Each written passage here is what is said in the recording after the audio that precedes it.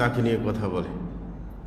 একজন মানুষ দাওয়াতের ফজিলত বুঝেছে, বুঝার পরে দাওয়াতি কাজে বেশি সময় দিচ্ছে, এমন বেশি সময় দিচ্ছে যে ফ্যামিলির কোনো খবর রাখছে না। তো সে তো আপনার দাওয়াতি ফিল্ডে অন্য ভাইদের কাছে সমাদৃত হচ্ছে, কিন্তু ফ্যামিলির কাছে নিগৃহীত হচ্ছে, কারণ তারা অধিকার বঞ্চিত হচ্ছে। এরকম একজনের কাছে রাজনীতি ভালো লাগে, শুধু রাজনীতি নিয়ে ব্যস্ত, ফ্যামিলি নিয়ে ব্যস্ত না, ধর্ম নিয়ে ব্যস্ত না।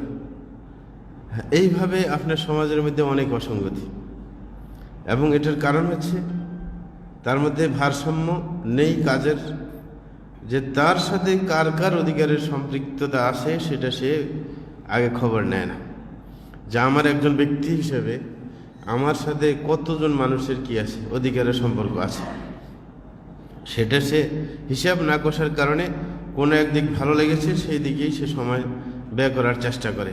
তখনই অন্যের অধিকার খর্ব হওয়ার কারণে সে সমাজে নিন্দিত হয়, নিগৃহীত হয় কিছু সংখ্যক মানুষের কাছে। কেউ আছে ধর্ম নিয়ে একবারে ব্যস্ত নন, যে ধর্মকর্মের ধারে কাছে নেই, সুতরাং সে এক দোষ করল। কেউ আছে ধর্মকর্ম নিয়ে ব্যস্ত, কিন্তু নিজের প্রতিবেশী, নিজের আত্মীয় স্বজনের প্রতি কোনো তার গুরুত্ব নেই, তখন তাদের কাছে সে নিগৃহীত। এইভাবেই চলছে। আর এই ব্যাধিটুকু আজকের নয়, সাহাবায়ে কেরামের মধ্যে ছিল।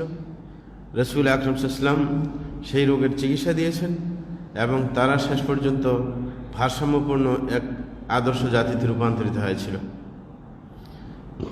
একবার রাসূল আকরাম সাল্লাল্লাহু আলাইহি ওয়াসাল্লাম হিজরতের পরেই, যখন কিছু সাহাবায়ে কেরাম মক্কা থেকে হিজরত করে মদিনায় চলে গেলেন, তখন রাসূল আকরাম সাল্লাল্লাহু আলাইহি ওয়াসাল্লাম সাহাবায়ে কেরামের মান মর্যাদার দিক বিবেচনা করে একজনের সাথে আরেকজনের ভ্রাতৃত্ব বন্ধন তিনি সৃষ্টি করেন। যার যে একজন নেতা গোছের হলে মদিনার মধ্যে যে নেতৃস্থানীয়, তার সাথে তার কি ভ্রাতৃত্ব বন্ধন সৃষ্টি করেন, মানে এইভাবেই যেন ভ্রাতৃত্ব বন্ধন টিকে যায়। সেই সুবাদে হযরত সালমান ফারসি রাদিয়াল্লাহু তাআলা আনহু এবং আবু দারদা রাদিয়াল্লাহু তাআলা আনহু এই দুইজন একে অপরের ভাই হয়ে যান। আবু দারদা তিনি হচ্ছেন আনসারী সাহাবী, আর সালমান ফারসি হচ্ছেন মুহাজির। দুইজনের মধ্যে রাসূল আকরাম সাল্লাল্লাহু আলাইহি ওয়াসাল্লাম ভ্রাতৃত্বের বন্ধন সৃষ্টি করেন। তো যাওয়া আসা চলছিল, তখনই কিন্তু পর্দার আয়াত নাজিল হয় নাই। একে অপরের বাড়িতে যায়, তার স্ত্রীর সাথে সাক্ষাৎ করে। এই কারণে আগে বলছি, পরবর্তীতে আমরা পর্দাহীনতার কথা বলবো, একজন মনে করবে সাহাবীরা পর্দা করে না, নাকি না। এই কারণে আগে বলছি যে পর্দার আয়াত তখন নাজিল হয় নাই। পর্দার আয়াত নাজিল হয় ৫ম হিজরি সনে, এটা হচ্ছে শুরুর কথা। তো উনি গেলেন, হযরত সালমান ফারসি নিজের ভাইয়ের বাসায় গেলেন। যাওয়ার পর যখন ঘরে ঢুকলেন, তার স্ত্রী সামনে আসলো, হয়তো জিজ্ঞাসা করলো যে তোমার স্বামী কোথায়, আবু দারদা কোথায়? বলে যে তো বাগানে আসে, বাগানে কাজ করতেছে। তারপরে বললেন যে তোমার কাপড় চোপড়ে এরকম কেন, যে পোশাক পরিচ্ছদের প্রতি তোমার কোনো ভ্রুক্ষেপ নেই, ময়লা কাপড় পরে আসো। মানে নিজের আবু দারদার বউকে জিজ্ঞাসা করতেছেন, কে? সালমান ফারসি। তখন বললেন যে তোমার ভাই তো আমার খবরই রাখে না। কি বলে যে সে দিনের বেলায় রোজা রাখে প্রত্যেক দিন, আর রাত্রিবেলায় এশা পড়েই সে দাঁড়িয়ে যায় সালাতে, ফজর পর্যন্ত চালিয়ে যায় সালাতের মধ্যে রাত কাটিয়ে দেয়। তাহলে দিন চলে যায় রোজা, রাত চলে যায় সালাতে। সে তো আমার দিকে তাকানোর সময় নেই, সুতরাং আমি কার জন্য সাজব? ঠিক আছে। বলার পরে উনি ওনার বুঝটা বুঝে গেলেন যে এটা তো একটা মারাত্মক সমস্যা। আর আরবদের কাছে কিন্তু এটা মারাত্মক সমস্যা, এটা স্বাভাবিক না। আমাদের দেশে কিন্তু এটাকে স্বাভাবিক মনে করা হয়।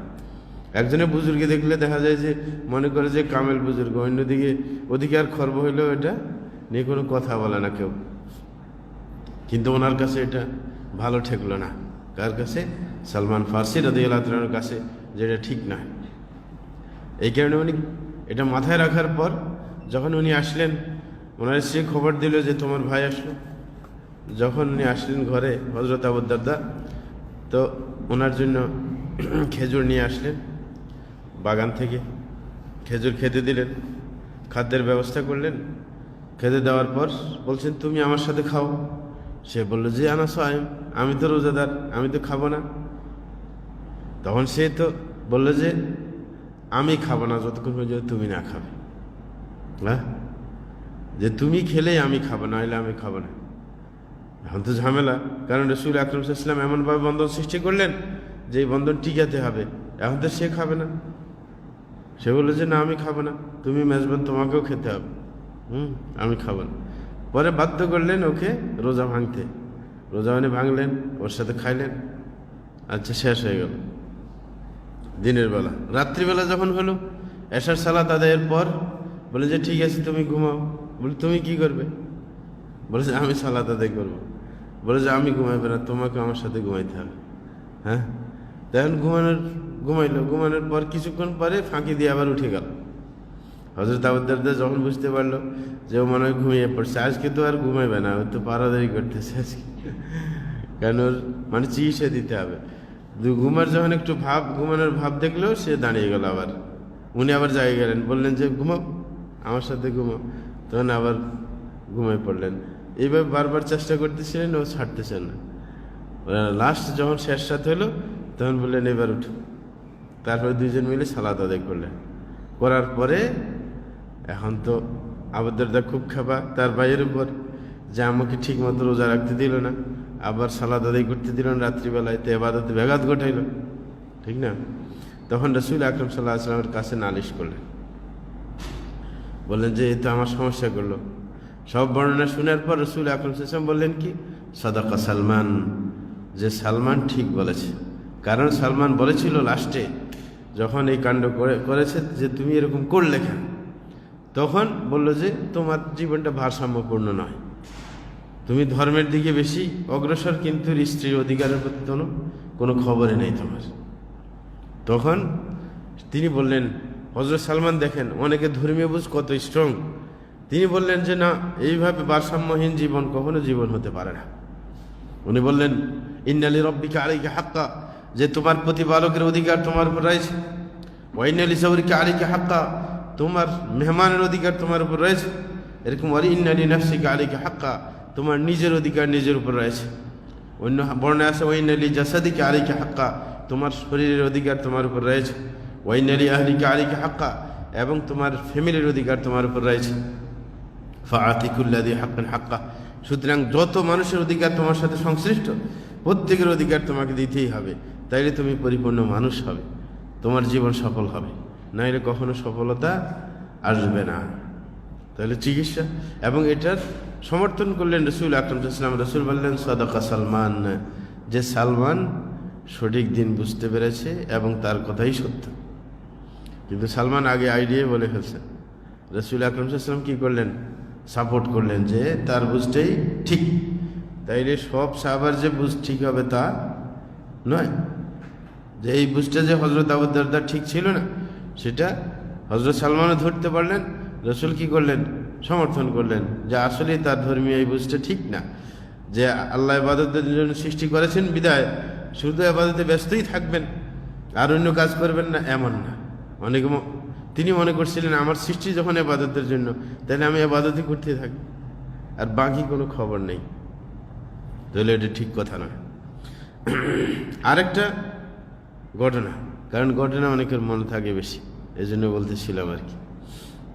হযরত আয়েশা রাদিয়াল্লাহু তাআলা আনহা বা অন্য কোনো স্ত্রী, সেটা সঠিক বর্ণনা মিলে নাই, বাকি কোনো এক রাসূল আকরাম সাল্লাল্লাহু আলাইহি ওয়াসাল্লামের স্ত্রীর কাছে কিছু সাহাবী আসলেন, তিনজন সাহাবী। এই ঘটনাও প্রসিদ্ধ, অনেকে জানেন।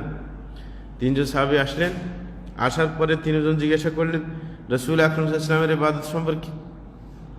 তখন স্ত্রী বর্ণনা দিলেন রাসূল এইভাবে করেন, মাঝে মাঝে রোজা শুরু করেন, নফল রোজা, ফরজ রোজার কথা আবার বলছি না, হ্যাঁ নফল রোজা শুরু করেন, মনে হয় যে তিনি রোজা ছাড়বেন না, আবার ছেড়ে দেন, মানে রাখা বন্ধ করে দেন, মনে হয় যে আবার রোজা রাখবেন না, এরকম রোজা রাখে আবার কি রাখে না, নফল রোজার কথা।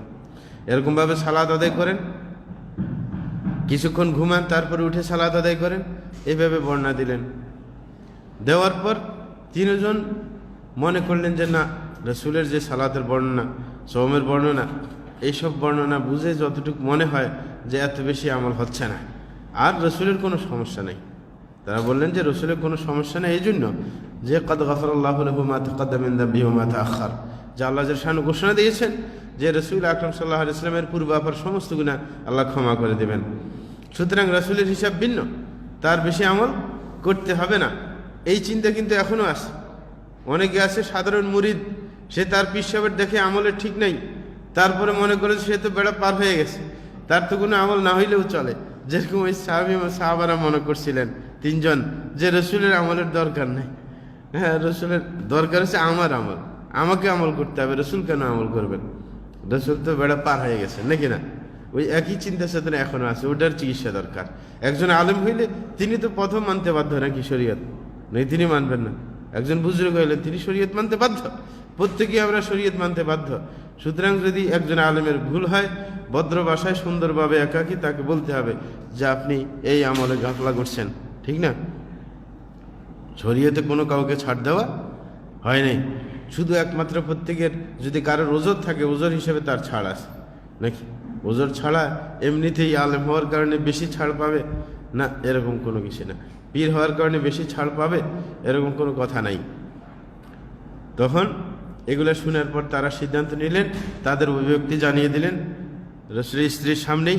বলেন যে ওনার তো পূর্বাপর সমস্ত গুনাহ মাফ, ওনার ব্যাপার ভিন্ন, কিন্তু আমাদের এতটুকু চলবে না। একজন বলল যে আমি সর্বদা রোজা রাখতে থাকবো, মানে প্রত্যেক দিন আমি নফল রোজা রাখবো, কারণ আমার এরকম মাঝে মাঝে রাখলে চলবে না। তারপর আরেকজন বলল যে আমি সর্বদা রাত্রিবেলা সালাত আদায় করতেই থাকবো, আমার ঘুমাইলে কাজ হবে না, হ্যাঁ, বেশি সালাত আদায় করতে হবে। আরেকজন বললেন যে আমার রসুলের এত স্ত্রী আছে, আমার স্ত্রী থাকলে তার ধর্মকর্ম মানা হবে না, আমি জীবনে বিয়েই করবে না, নাকি? বিয়ে করবে, তার সিদ্ধান্ত, মানে তার বেশি আমলের দরকার, বেশি বুজুর্গ মানুষ, নাকি? কিন্তু এটা ঠিক না। রসুল আকরাম সাল্লাল্লাহু আলাইহি ওয়াসাল্লাম যখন ঘরে আসলেন, তার স্ত্রী জানালেন যে তিনজন লোক এরকম আমার কাছে আপনার আমল সম্পর্কে জিজ্ঞাসা করলেন, আমি এই বললাম, তারা এই বলল। রসুল আকরাম সাল্লাল্লাহু আলাইহি ওয়াসাল্লাম সমস্যা যখন আসে সমাধান করেন, বক্তব্য দিতে শুরু করেন, দিয়ে বললেন যে কে তোমাদের মধ্যে যে এরকম বলছিলেন, এটা কিন্তু একটা পলিসি, আপনি কারোর কান কথা শুনে আপনি এটাকে ছড়াতে পারেন না, আপনি বাস্তব বলতে হবে। হ্যাঁ, সুতরাং জিজ্ঞাসা করলেন যে তোমরা কি, ওদেরকে ডাকে বললেন তোমরা কি এরকম বলছিলে, নাকি ওনার স্ত্রী উনি কি বিশ্বাস করেন না যে ও মিথ্যে কথা বলবে? না, এটা ঠিক না। আপনার দায়িত্ব নিশ্চিত হওয়া, কারণ হতেই পারে মিথ্যে, হতেই পারে নাকি না, মিথ্যে হতেই পারে নাকি, অসম্ভব।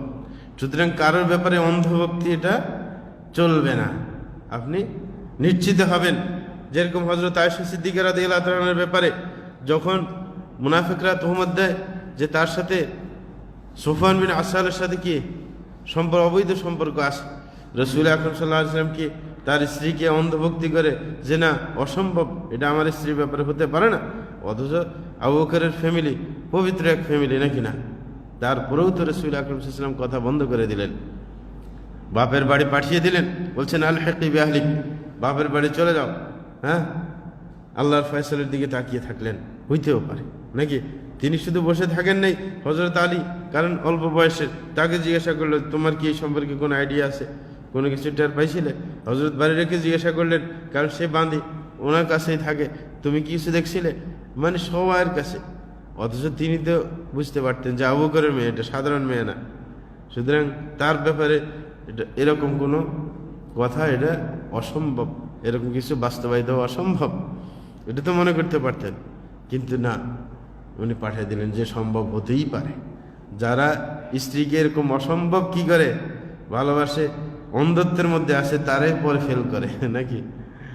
যে কারণ স্ত্রী যখন বুঝতে পারে যে এ এমন অন্ধভক্ত, তাকে যত কিছু বলবে সে বিশ্বাসই করবে না, তখন এই সুযোগটা সে গ্রহণ করবে নাকি? তো এরকম অন্ধ হওয়ার কোনো কাম নেই। বরং রাসূল কথা পর্যন্ত বন্ধ করে দিলেন। শ্বশুর বাড়ি যখন যাইতেন, শাশুড়িকে জিজ্ঞাসা করতেন কাইফা তিকুম, মানে হযরত আয়েশার নামও ধরতেন না, বলে যে তোমাদের মেয়ে কেমন আছে। হ্যাঁ, মানে এরকম মনের অবস্থা ছিল। তারপরে যখন কোরআন আয়াত নাজিল হলো, তখন হযরত আয়েশার আম্মা বলছে যে রসুলের প্রশংসা করো, রসুলের সামনে গিয়ে বলছেন অসম্ভব, আমি রসুলের প্রশংসা করব না, কারণ সে তো আমাকে অবিশ্বাস করেছিল, আমি আল্লাহর প্রশংসা করব যিনি আমার পবিত্রতা ঘোষণা দিলেন, আমার ব্যাপারে আয়াত নাজিল করলেন। কারণ আমি তো কল্পনাই করি নাই যে আয়াত নাজিল করবেন। আমি মনে করছিলাম জিবরিলের মাধ্যমে বলে দিবেন যে আমি পবিত্র, অথবা স্বপ্নে দেখবেন, কিন্তু আল্লাহ জাল্লা শানু পবিত্রতা ঘোষণা দিলেন কোরআন মাজিদের মধ্যে এবং আল্লাহ ভালো করেই জানেন মুসলিম সমাজের মধ্যে হযরত আয়েশা বিরোধী তৎপরতা চলবে। যেমন শিয়েরা আছে হযরত আয়েশার ব্যাপারে উল্টাপাল্টা বলে, এই কারণে আল্লাহ কোরআনের মধ্যেই নাজিল করে দিলেন আয়াত, যেন কিয়ামত পর্যন্ত এটা মানুষে পড়ে এবং তার পবিত্রতার ব্যাপারে সন্দেহ না থাকে। তারপরেও যদি সন্দেহ থাকে, কেউ বলে, তার কথা কি শুদ্ধ হবে? তারপরে তো শিয়া কি দুনিয়াতে নাই? তাহলে অনেক আছে বাস্তবতাকেও মানে না, এত বেশি ভক্তি। হ্যাঁ, নতুবা যেখানে কোরআন পরিষ্কার সেইখানে কিভাবে আপনার যারা শিয়াদের আলেম তারা হযরত আয়েশার ব্যাপারে এরকম মানুষকে মানে কঠিন একটা চেতনার উপরে এতদিন পর্যন্ত রেখে দিয়েছে? আজকের না, শিয়া মতবাদকে আজকে থেকে শুরু হয়েছে, রসুলের পর থেকে। হ্যাঁ নাকি না?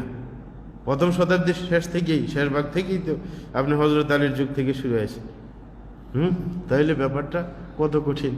মানে এইভাবে অনেকে জাজ্জল্য সত্যকেও দেখেও তারপরে এত অন্ধভক্তি ব্যক্তির প্রতি যে ওটা দেখেই না। যাই হোক, যেটা বলছিলাম, রাসূল সাল্লাল্লাহু নিশ্চিত হইলেন। তারা বললো যে আমরা অবশ্যই আমরা এটা বলছিলাম। যখন নিশ্চিত করলেন তখন রাসূল আকরাম সাল্লাল্লাহু আলাইহি ওয়াসাল্লাম আল্লাহর কসম করে বলছেন, আমাউল্লাহি ইন্নী লা আখশাকুম লিল্লাহি ওয়া আতকাকুম লাহ, যে আল্লাহর কসম খেয়ে বলছি, আমি তোমাদের চাইতে আল্লাহকে বেশি ভয় করি এবং আমি সবচাইতে বড় মুত্তাকি, আমার চাইতে বড় বুজুর্গ আর দুনিয়াতে নাই। নাকি? আল্লাহর কসম খেয়ে বলছেন।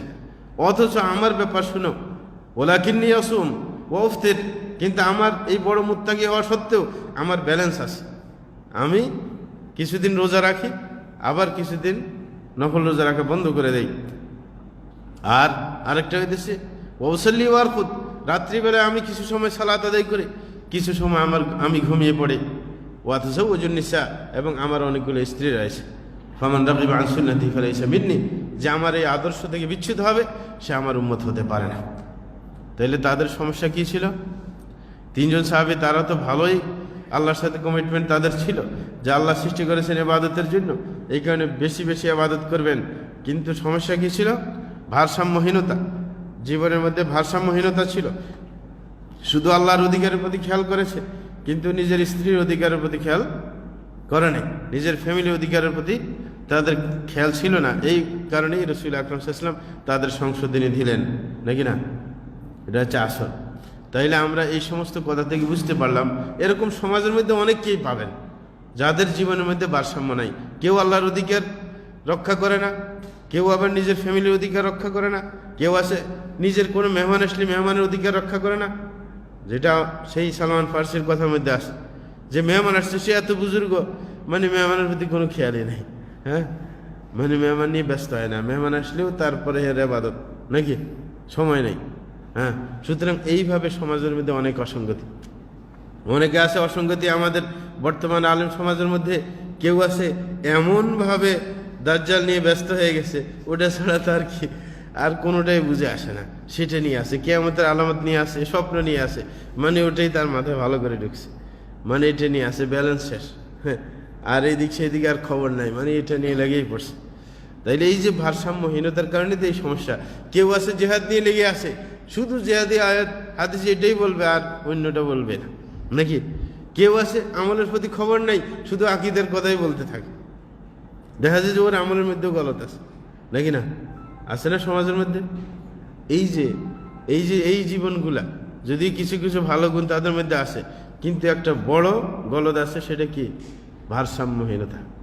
ভারসাম্য নেই জীবনের মধ্যে। প্রত্যেকের অধিকার সঠিকভাবে সে আদায় করছে না। একজনের অধিকার আদায় করতে গিয়ে আরেকজনের অধিকার কি করে? নষ্ট করে। তাইলে অবশ্যই আমাদেরকে প্রত্যেকের অধিকার আদায় করতে হবে। আর এটার নাম হচ্ছে আরবিতে আল ইকতিসাদ বা আল ইতিদাল, আরবি নাম, মানে ভারসাম্যপূর্ণ জীবন। ভারসাম্যতা আমাদেরকে কি করতে হবে? রক্ষা করতে হবে। যার অধিকার, যার সাথে সম্পর্ক, যতজনের অধিকার সম্পর্ক আমাদের সাথে, সবার অধিকার সঠিকভাবে কি করতে হবে? আদায় করতে হবে। সুতরাং কোনো দিকে, বিশেষ করে অন্য ক্ষেত্রে যদিও একজন মানুষ কি হয়? নিন্দিত হয়, ধর্মীয় ক্ষেত্রে কিন্তু নিন্দিত হচ্ছে না। হ্যাঁ, ধর্মীয় ক্ষেত্রে বেশি পরিশ্রম করলে তখন এটাকে বুজুর্গি মনে করা হয়। এই কারণে অনেক ঘটনাবলী আপনি দেখবেন হেকায়াতে আউলিয়া বা অন্যান্য কিতাবের মধ্যে আছে, যে অনেক ঘটনাবলী শুনলে বলে কি, হ্যাঁ সুবহানাল্লাহ, নাকি না? বুজুর্গ হেকায়াতে আউলিয়ার মধ্যে আছে যে এক বুজুর্গ ইবাদত করতে করতে গাছের ঢালের মধ্যে বসে বসে ইবাদত করতেছিলেন, করতে করতে পরে এমন হয়ে গেছে গাছের ডালটা ওনার রানের উপর দিয়ে চলে গেছে, এখন তো গাছের মধ্যে ফেঁসে গেছেন। আচ্ছা, গাছের এমন কি আপনার বুদ্ধি জ্ঞান নাই যে যেদিকে চাপা আছে সেই দিকে বাড়তে যাবে কেন?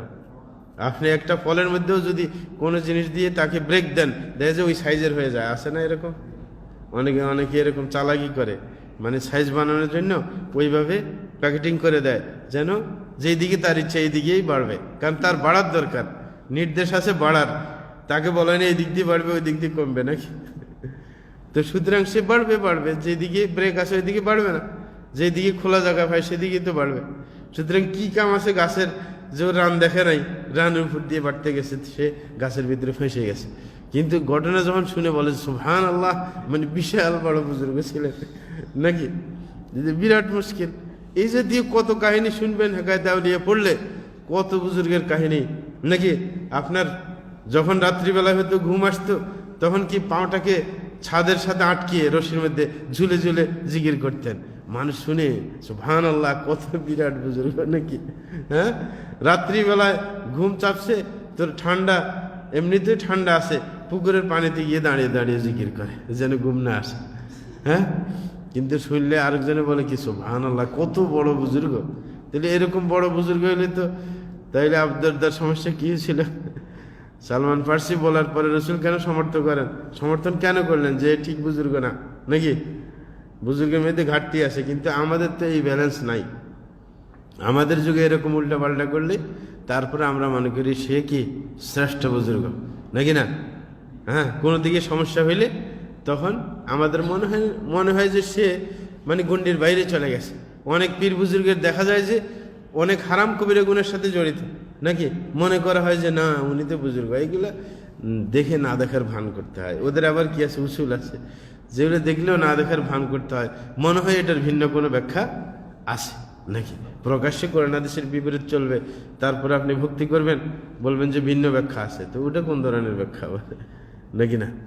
রসুল আকরম সাল্লাল্লাহু আলাইহি ওয়াসাল্লাম, হ্যাঁ, যদি এরকম সুযোগ কেউ পাইতেন, রসুল আকরম সাল্লাল্লাহু আলাইহি ওয়াসাল্লাম কেন রাত্রিবেলায় দাঁড়িয়ে দাঁড়িয়ে সালাত পড়ে বাঁ ফুলিয়ে ফেলতেন নাকি? বিধান রসুলের জন্য না, অবশ্যই। অথচ আল্লাহর ঘোষণা আসছে যে আপনার পূর্বাপর সমস্ত গুনাহ মাফ, তারপরেও কেন কষ্ট করবেন নাকি না। সুতরাং আমাদের ভারসাম্যতা আনতে হবে, এবং এই ধর্মীয় ভারসাম্যতা বিশেষ করে বর্তমান যুগে অনেক দরকার। এবং এই ব্যাপারে রসুল আকরম সাল্লাল্লাহু আলাইহি ওয়াসাল্লামের গাইডলাইন আছে। অনেকে ধর্মীয় ব্যাপারে উগ্রতা দেখায়, হ্যাঁ, অন্যদিক তার কি অবহেলিত হয়, সেটা কখনো সঠিক নয়। রসুল আকরম সাল্লাল্লাহু আলাইহি ওয়াসাল্লামের এক হাদিসের মধ্যে রসুল আকরম সাল্লাল্লাহু আলাইহি ওয়াসাল্লাম বলেন যে আল কসদা তাবলুগু, যে তোমাকে মধ্যম পন্থা অবলম্বন করতে হবে, তাইলে তুমি মঞ্জিল মকসুদে পৌঁছাতে পারবে। কি মধ্যম পন্থা অবলম্বন করতে হবে, তাইলে জায়গা মতো পৌঁছানো যাবে। আর যদি মধ্যম পন্থা অবলম্বন না করা হয়, কোনো দিকে বেশ কোনো দিকে কম, এরকম যদি হয়, জায়গা মতো পৌঁছানো যাবে না। ওই যে ছোটকালের আমরা পড়ছিলাম যে খরগোশের সাথে কি কচ্ছপের কি প্রতিযোগিতা নাকি না। কচ্ছপ নিজের গতিতে বাস একটা মধ্যম পন্থা অনুযায়ী সে চলছিল, জায়গা মতো পৌঁছে গেছে। কিন্তু সে খরগোশ, সে মনে করছিল এক দৌড় দিলে তো তাকে পিছিয়ে ফেলা যাবে, শেষ পর্যন্ত সে ঘুমিয়ে পড়েছে, জায়গা মতো আর পৌঁছাতে পারে নাই। হ্যাঁ, তাইলে ওই যে তার কি মধ্যম পন্থা সে অবলম্বন করে নাই, মনে করছে মানে ঘুমিয়ে থাকলেও এক দৌড়ে ওকে পিছিয়ে ফেলিয়ে দিবে, তারপরে আর সেটা করা সম্ভব হয়নি। তাইলে মধ্যম পন্থা অবলম্বন করতে হবে। যদি বাড়াবাড়ি করা হয় তাইলে কিন্তু পিছিয়ে পড়া যাবে। রাসূল আকরাম সাল্লাল্লাহু আলাইহি ওয়াসাল্লাম বলছেন ইন্না হাদা দ্বীন ইউসর, যে এই ধর্মটা হচ্ছে কি সহজ একবারে, কিন্তু এটাকে মানুষ কঠিন বানিয়ে ফেলে। আসলে ধর্ম সহজ, কিন্তু মানুষ কি করে কঠিন মানে। কিভাবে? ওয়ালা ইউশাদ্দা আদ-দীন ইল্লা গালাবা। রাসূল বলেন যে এই ধর্ম নিয়ে কেউ যদি বাড়াবাড়ি করতে থাকে তাইলে ধর্মের কাছে সে পরাজিত হবে, ধর্ম কখনো কি পরাজিত হবে না।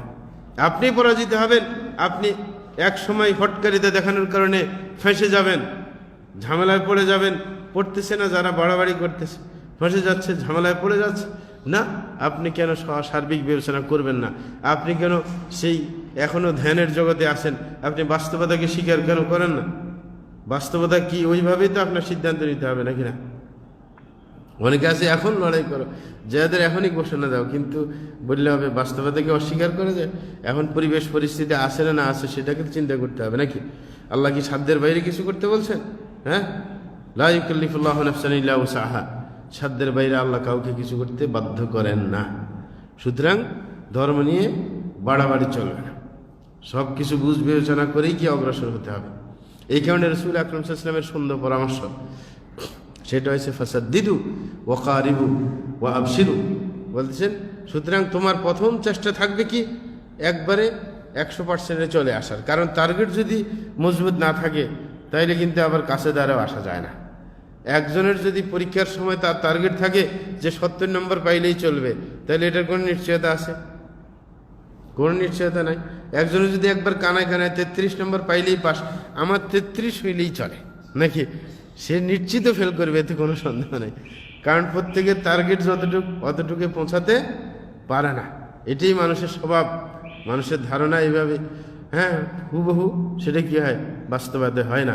অনেকে আছে আবার কট্টরপন্থী। কিছুদিন আগে আমি এক জায়গায় আলোচনা করতেছিলাম, এক বয়স্ক লোক সে বলে যে একজনে যখন নফলের ব্যাপারে প্রশ্ন করলেন, সে গরম হয়ে গেল যে নফল নিয়ে আপনি টানাটানি করেন কেন?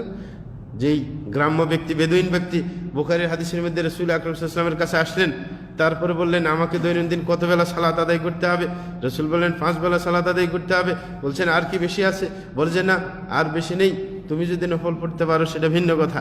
সুতরাং তারপরে সওমের কথা বললেন। সব কিছু বলার পর সে বলছে যে এই মাঝখানেরটা বলে না, সে বলে যে লাস্টে রাসূল বলছে কারোর যদি জান্নাতি লোক দেখতে হয় তাইলে এই লোকটার দিকে তাকা। তখন সে বলছে এই কি নফল পড়ছে? আসলে নফল নিয়ে এত ব্যস্ত কেন? হ্যাঁ, তা আমি ওকে বললাম যে ভাই মাঝখানে একটু বাকি ছিল যে ওটা কেন ভুলে গেলেন আপনি? বলে যে ওটা কি? আমি যে হাদিসের মধ্যে এই শব্দ আছে। সে বলছে আল্লাহর কসম আমি এর চাইতে বাড়তি করবো না, কমতে করবো না, নাকি বলে নাই মাঝখান দিয়ে? সে ওটা ভুলে গেছে, সে ওই আগার পিস নিয়ে আসে যে রসুলকে একটা কমিটমেন্ট দিল, বলছে যে আল্লাহর কসম আপনি যেভাবে বলেছেন এর চাইতে একটু বাড়তি করবেন, একটু কমতি করবেন না। যদি সে মূলটা যদি খাঁটিভাবে আদায় করে তাহলে তো সমস্যা নেই, জান্নাতে যাইতে সমস্যা নেই। তা আপনি কি নিশ্চিত ওর মতো? আপনি কি নিশ্চিত আপনার রসুলের মতো সালাত আদায় হচ্ছে, রসুলের মতো সম পালন হচ্ছে, সব কিছুকে আপনার অ্যাকুরেট? আর এটাও তো আপনি জানেন হাদিসের মধ্যে আসে কিয়ামতের দিনে যখন হিসাব করা হবে ফরজের ঘাটতি নফল দিয়ে পরিপূর্ণ করা হবে, আপনি নফলের প্রতি গুরুত্বই দেবেন না, তাহলে ঘাটতি আসলে কোথায় দিয়ে পূরণ করবেন, নাকি না? মানে ওই যে বুঝার সমস্যা। হ্যাঁ, এই কারণে রাসূল প্রথমে বলছেন প্রথমে টার্গেট 100% করবে, ভাষা দিদু যে 100% মানে কাজ করার টার্গেট করবে, কারণ ওটা তো করতে পারবে না, কিন্তু টার্গেটটা তো ঠিক থাকতে হবে যে শরীয়ত যেভাবে বলছে হুবহু ওটা করব, একটু ব্যতিক্রম করবে না। মানসিকতা থাকতে হবে, এটা মানসিকতা নিচের থাকতে হবে না। বলে যে ওয়াকারিবু, কিন্তু এই টার্গেট করলেও সবাই যে টার্গেট পর্যন্ত পৌঁছবে এটা সম্ভব নয়, বরং কি ওয়াকারিবু কাছাকাছি গেলেই চলবে। আপনি 100% সঠিকভাবে চলার ইচ্ছা, তাইলে তো আপনি 95%, 94%, 90-এর উপর তো থাকার সম্ভাবনা বেশি, নাকি? হ্যাঁ, এটাই স্বাভাবিক। সুতরাং রাসূল বলছেন প্রথম টার্গেটটা পাকা করো, তারপরে তুমি কাছাকাছি থাকতে পারবে। এটা করতে পারলে রাসূল বলছেন ওয়াবশিরু, এইবার সুসংবাদ পেতে পারো। যদি টার্গেট ঠিক করে যদি অগ্রসর হতে থাকো, কাছাকাছি পৌঁছাইলে জান্নাত মিলবে, নাকি? তখন সমস্যা নেই। কিন্তু রাসূল বলছেন একটা কাজ কখনো ভুলবে না, সেটা হচ্ছে ওয়াস্তাঈনু বিল গাদওয়াতি ওয়ার রাওহাতি ওয়া শাইইন মিনাদ দুলজা, যে ইবাদত তো করবে ঠিকই, কিন্তু কিছু কিছু বিশেষ টাইম আছে, এই টাইমে ইবাদত করলে কিন্তু অতি দ্রুত অগ্রসর হওয়া যায়।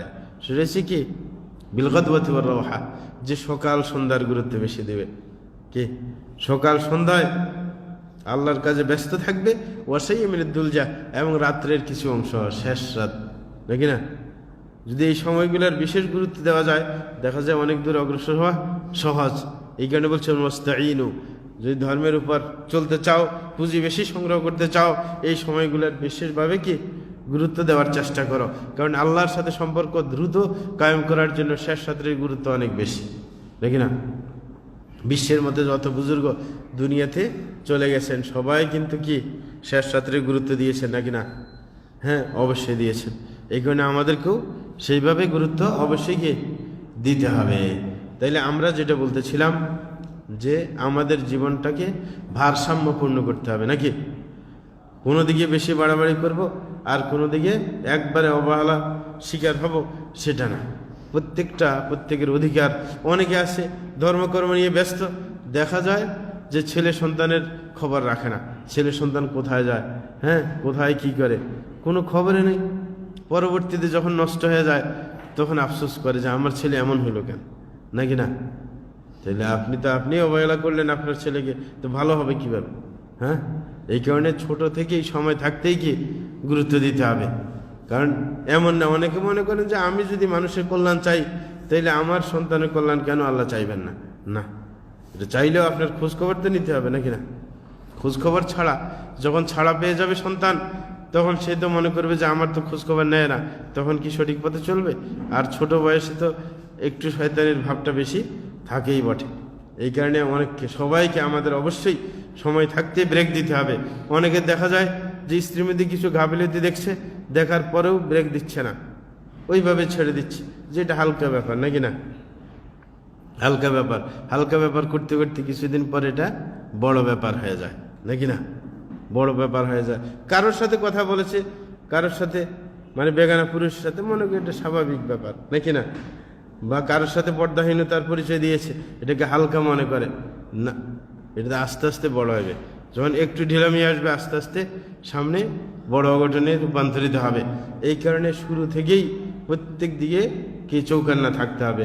একদিকে খেয়াল দিলেন আরেক দিকে খেয়াল দিলেন না, না তাইলে ভয়ঙ্কর ব্যাপার সামনে আছে, যে আপনি বিপদে অবশ্যই পড়ে যাবেন, নাকি না?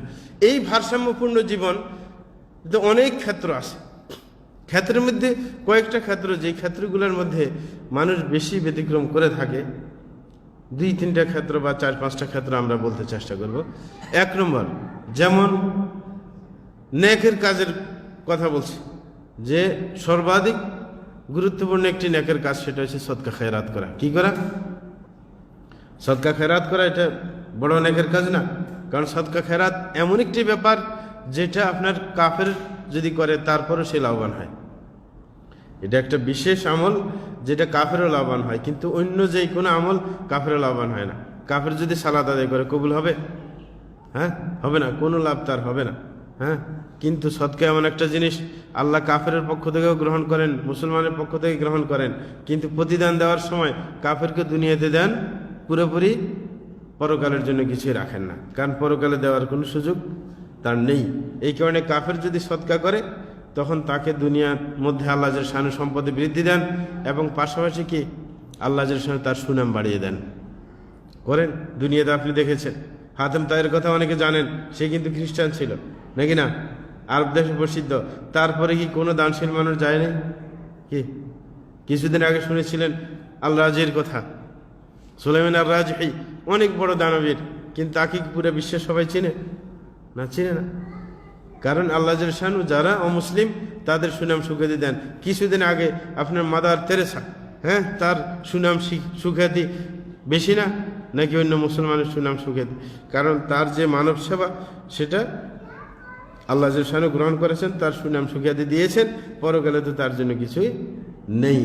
এই কারণে তার বেশি ঘটেছে। এই যে আপনার এত বড় গুরুত্বপূর্ণ আমল আপনার সদকা খেরাত করা, এই ক্ষেত্রেও আপনার ভারসাম্যতা দরকার। একজন আছে একবার সব সদকা করে দিল, তারপরে খালি হাতে বসে থাকলো, এবার আরেকজনের কাছে ধার ধরতে হবে। এটা কি শরীয়ত চায়? না, চায় না শরীয়ত। এই কারণে আল্লাহ শান বলেছেন, ওয়ালা তাজআল ইয়াদাকা মাগলুলাতান ইলা উনুকিকা ওয়ালা তাবসুতহা কুল্লাল বাসত ফাতাকউদা মালুমান মাহসুরা। আল্লাহ শান বলেন যে তুমি তোমার 2 হাত গুটিয়ে রাখবে না, একবারে যে কৃপণ কিছুই একবারে কাউকে দাও না, পকেটের মধ্যে সব লুকিয়ে রাখো, নাকি? এমন যেন না হয়। বলছে ওয়ালা তাবসুতহা কুল্লাল বাসত, আবার এমন যেন না হয় যা আছে সব দিয়ে দিয়েছে, কিছুই নিজের কথা চিন্তার একবারে করে নাই, এমনও যেন না হয়। যদি এমন হয় যে সব দিয়ে দিলে, তাইলে ফাতাকউদা মালুমান মাহসুরা, তাইলে তুমি নিন্দিত হবে সমাজের কাছে।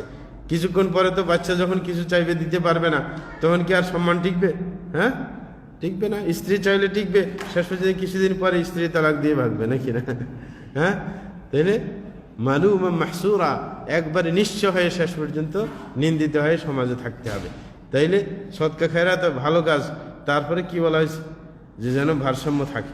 একবারে হাত গুটিয়ে রাখলেও চলবে না, একবারে কৃপণ হয়ে একবারে সব দিয়ে দিবে, তাও এটা ঠিক না।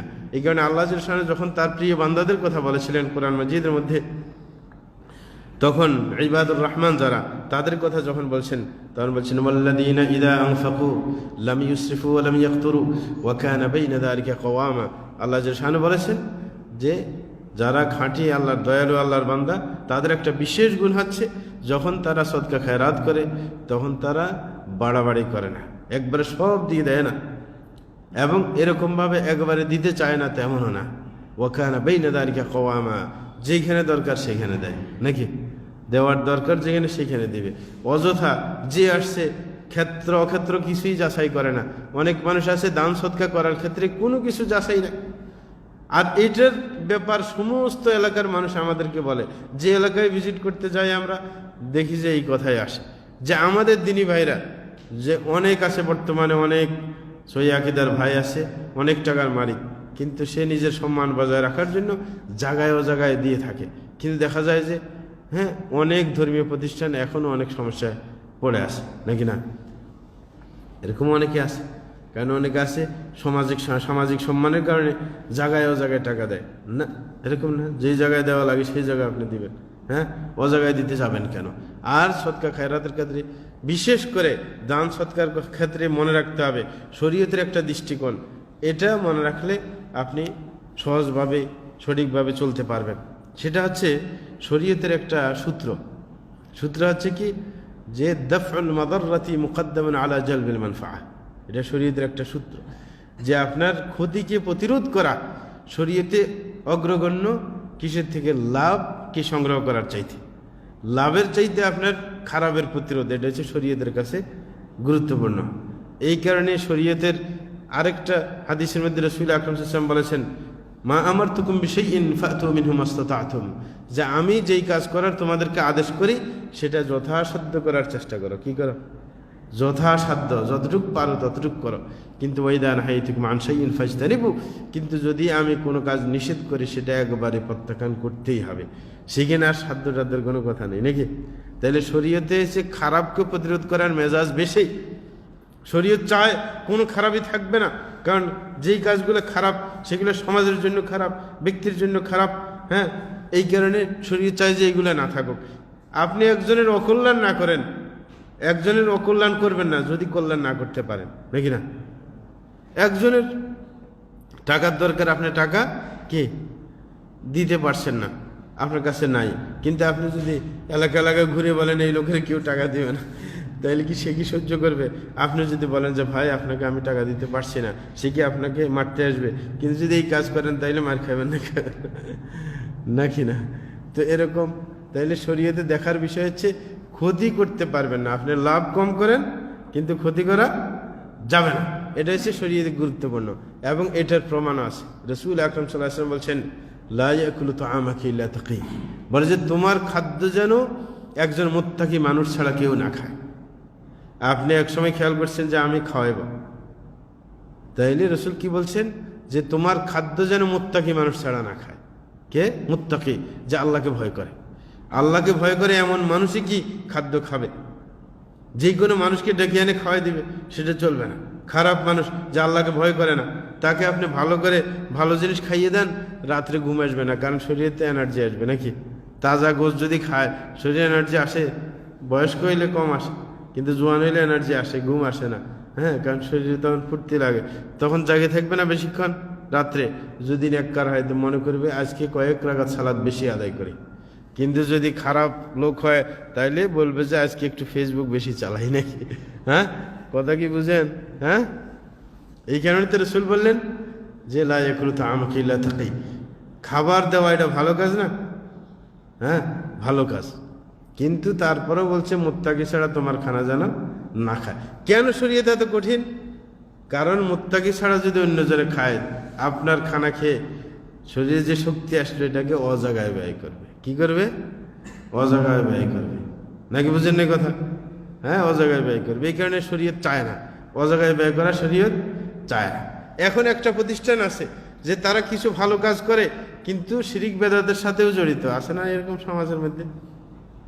নাকি সিলেটের মধ্যে নাই? আছে। এখন তারা আপনার কাছে হ্যাঁ চাইলো সহযোগিতা, এখন আপনি কোনটা আগে দেখবেন যে খারাপ করে কিনা? যদি দেখেন খারাপ কাজ করে, তাইলে আপনার অর্থটা খারাপ কাজেও তো ব্যয় হইতে পারে নাকি না? হ্যাঁ, নাকি হইতে পারে না? তো সুতরাং এটা দায় দায়িত্ব কে নেবে? আপনার আমার সৎকার কারণে তো তারা আস্তে আস্তে প্রতিষ্ঠিত হয়ে শেষ পর্যন্ত কি আমাদের বিরুদ্ধে জোরদার অবস্থান নিয়েছে। যদি এখন কি ঠান্ডা আছে নাকি? কিছুদিন আগে কি অবস্থা সৃষ্টি করছে ওরা নাকি, মানে এমনভাবে পুরো দেশ নাকি তাদের দখলে। কিন্তু এখন দেখা যায় যে চুপচাপ হয়ে গেছে নাকি, বেশি বাড়াবাড়ি আল্লাহ কখনো পছন্দ করে না। তাহলে এই যে এত সুবিধা পাইছে কে? মানুষই তো দিল সুবিধা। শেষ পর্যন্ত এরা সহি আকীদার বিরুদ্ধে অবস্থান নেওয়া শুরু করছে কঠিনভাবে প্রতিরোধ করার জন্য। হ্যাঁ, যে কোনো জায়গায় কোনো সহি আকীদার আলেম গেলে ছাত্র নিয়ে, হ্যাঁ পুরো মানুষকে নিয়ে, হ্যাঁ সেটাকে প্রতিরোধ করার জন্য উঠে পড়ে লাগে। তাহলে এই সুবিধা কোথায়? ওই যে মানুষের অর্থ দেওয়ার কারণেই। এই যে মানুষ এটা চিন্তা করে নাই যে এরা একবারে কমপ্লিট সত্যের উপর আসে নাকি কিছু অসত্য তাদের মধ্যে আসে। আর এই অসত্য থাকার কারণেই তো এখন সমস্যা দেখা দিল নাকি না? হ্যাঁ, তখন আল্লাহ ব্রেক দিয়ে দিলেন নাকি না? হ্যাঁ, তো এই হিসেবে অবস্থা। তাইলে আপনার এই যে কিসের ক্ষেত্রে, আপনার সদকা খায়রাতের ক্ষেত্রে যদিও কাজটা ভালো, কিন্তু এইখানেও ভারসাম্য দরকার। ভারসাম্য দরকার নাকি দরকার না? অবশ্যই দরকার। এরকমভাবে আপনার খাবার দাবারের ক্ষেত্রে ভারসাম্য, খাবারের ক্ষেত্রে ভারসাম্য, যে আপনি খাবেন, আবার ভালো খাবার দেখলেন তো খাইতে আছেন নাকি গলা পর্যন্ত খেয়ে ফেললেন, পরে আস্তে আস্তে চর্বি জমা শুরু করলো নাকি না? ডাক্তার জাহাঙ্গীর কবিরের গল্প শুনেন নাই, এর আলোচনা শুনেন নাই? হ্যাঁ, সুতরাং আপনি কি একবারে লিমিট ছাড়া খাবেন না? খাবার দাবারের মধ্যে বাড়াবাড়ি করা যাবে না। খাবারের মধ্যেও কি আপনার একটা লিমিটেশন আছে। রাসূল আকরাম সাল্লাল্লাহু আলাইহি ওয়াসাল্লাম বলেছেন বিহাসবিমরিইন, হ্যাঁ বলে যে বিহাসবিবনি আদম উকাইলাতুন ইউকিমনা সুলবাহ, বলেছে আদম সন্তানের জন্য যথেষ্ট যে কিছু লোকমা সে খাবে যেগুলোর কারণে সে মানে মেরুদাঁড়া সোজা করে চলতে পারে। এটা হচ্ছে খাবার আসলে শরীয়তের কথা, যে আপনি এতটুকু খাবেন যতটুকু খাইলে আপনি সোজা হয়ে চলতে পারেন, কাজ কারবার ঠিক মতো করা যায় নাকি, আপনি নিজের জীবন যাপন করতে পারেন, আপনার সমস্যা হয় না। এতটুকু খাইলে তাইলে চর্বি কখনো জমবে না শরীরের মধ্যে নাকি, যে আপনি এতটুকু খাইলেন যে যতটুকু আপনি চলতে পারেন, কারণ আপনার চলার জন্য যতটুকু পেট্রোল লাগবে অতটুকু দিলেই তো চলে নাকি না? অতটুকু দিলেই চলে। কিন্তু তারপরে যদি এটা ইচ্ছা না হয় যে না আপনি চান যে আরেকটু বেশি খাইতে, একটু মজার খাবার পড়ছে তাহলে একটু বেশি খাবেন, এই কারণে রাসূল বলছেন যে এটা যদি না হয় তাহলে পেটকে 3 ভাগ করার জন্য, কি কয় ভাগ করবেন? 3 ভাগ। বলছে ফাসুলুসুন লিতাআমি, যে 1 ভাগ হচ্ছে খাদ্যের জন্য, ওয়াসুলুসুন লিশরাবি, আরেক ভাগ হচ্ছে কিসের জন্য? পানীয়ের জন্য, ওয়াসুলুসুন লিনাফাসিহি, আর 1 ভাগ হচ্ছে শ্বাস প্রশ্বাস নেওয়ার জন্য। তাহলে কয় ভাগ করতে বলছে? 3 ভাগ। এখন মানুষের আবার কথা থাকে, বলে যে তাইলে 1 ভাগে কত কিলো চাউলের ভাত হয়? আর মানুষের প্রশ্নের কোনো শেষ নেই। বলে যে রাসূল বলছেন যে 1 ভাগ খাইতে আর ঘর পানি, তাইলে আপনি বলে দেন তো কয় কিলো ভাত খাইতে হবে, অথবা কি কয় গ্রাম চাউলের ভাত খাইতে হবে নাকি? এটা কোনো লিমিটেশন নাই। এখন আপনি যে বদভ্যাস করলেন, আপনি হিসাব করেন যে আপনি এতদিন পর্যন্ত কত খেয়ে আসছেন, এইবার আপনি বুঝেন আপনি 2 প্লেট খাইছেন, হ্যাঁ বেশি খাইছেন, আপনি শ্বাস প্রশ্বাসের জায়গা রাখেন নাই, পানির জায়গা রাখেন নাই, ওইটাকে 3 ভাগ করেন নাকি প্রত্যেকের হিসাব অনুযায়ী, যে আপনি জানেন কতটুকু খাইলে একবারে পেট ফুল হয়ে যায়। সবার কিন্তু কি সমান না, এখানে বলে দেওয়ার কোনো নাই যে এত গ্রাম চাউলের ভাত খাবেন না। আপনি আপনার হিসাব করেন যে আপনি এতদিন পেট ভরে খাইছিলেন, তাহলে পেট ভর্তি কতটুকু খাওয়া লাগে ওটাকে 3 ভাগ করেন। 3 ভাগ করে 1 ভাগ খান, আরেক ভাগ পানি দিয়ে ভরেন, আরেক ভাগ খালি রাখেন শ্বাস প্রশ্বাস নেওয়ার জন্য। তাইলে খানার পরেও কি সালাদ আদায় করতে কষ্ট হবে না। অনেকে পুরা দিন রোজা রাখে, পুরা দিন রোজা রাখার পর ইফতারের টাইমে এত বেশি খায়, পরে মাগরিবে সালাত আদায় করতে কষ্ট হয়ে যায়, আছে না এরকম? পরের দিন রোজা রাখবে, সেরির টাইমে এত বেশি গেছে ফজর পড়তে কষ্ট হয় নাকি? আর এ তো ফজরের পরে ঘুমাইবে, এত দীর্ঘ সময় যদি পেট একবারে ফুল করে যদি ঘুমায় তো চর্বি জমবে না শরীরে? কিন্তু কেউ কি এটা নিশ্চিত করতে পারছে যে সেরির টাইমে বেশি খাইলে আর দিনে খিদা লাগে না? আরে যতক্ষণ পর্যন্ত এটা হজম হওয়ার লাগে তারপরে তো হজম হয়ে যাবে না। আপনি বেশি খান কম খান সেটা তো আর ব্যাপার না, হ্যাঁ, কিছুক্ষণ পরে এটা সব শেষ হয়ে যাবে। ওই যে খিদে লাগবে। সুতরাং একেবারে রোগ মুক্ত থাকতে হলে কি করতে হবে? আপনার শরীয়তের যে লিমিটেশন সেটা মানতে হবে, ভারসাম্যপূর্ণ হতে হবে। একবার ইচ্ছে করলে বেশি খাবেন না, কিন্তু কোনো সময় বেশি খেতে পারেন সময় মতো। যারা বেশি খান না কখনো, মানে বিশেষ করে বর্তমান যুগে হালাল হারামের ব্যাপার আছে, অনেক সময় দেখা যায় যে হালাল হারামের ব্যাপার থাকার কারণে বেশি খেতে চান না। যে অনেক সময় দেখা যায় যে একজনের কাছে গেলাম, তার খানা কি ঠিক না, তার আয় রোজগার ঠিক না, এই কারণে তার কাছে বেশি খাওয়া যাবে না। এই কারণে যেইখানে পিউরিটি থাকে, যেই লোকটার আয় রোজগার বেশি ভালো, তাহলে সুযোগ পাইলে তার কাছে গেলে একটু বেশি খাইলেন, পরে একদিন খাইলেনি না, নাকি রোজা রেখে দিলেন, সমস্যা নেই। হযরত ইমাম শাফি রাহিমাহুল্লাহ একবার চলে গেলেন, বেড়াতে গেলেন কার কাছে? ইমাম মালিক রাহিমাহুল্লাহর কাছে। কার কাছে? ইমাম মালিক রাহিমাহুল্লাহর কাছে। ওনার কাছে গেলেন, যাওয়ার পর ইমাম মালিক রাহিমাহুল্লাহর কাছে কেউ গেলে, ওনার এক মেয়ে ছিলেন, খুব দিনদার মেয়ে, সে কি করতো? বাপের জিজ্ঞাসা করতো যে তার পরিচয়, সে কেমন মানুষ। তো এরকম ভালো মানুষ যদি বলে যে এটা আমার ভালো শাগরিদ অথবা ভালো আলেম, এসে বললেও ভালো খ্যাদমত করতে, হ্যাঁ। তো যখন গেল, জিজ্ঞাসা করলো যে আজকে যে আসছে সে কি? বলে যে একজন ভালো ছাত্র আমার, হ্যাঁ, খুব মেধাবী ছাত্র, হ্যাঁ। তো এরকম বলার পরে শেষ পর্যন্ত মেয়ে কি করছে?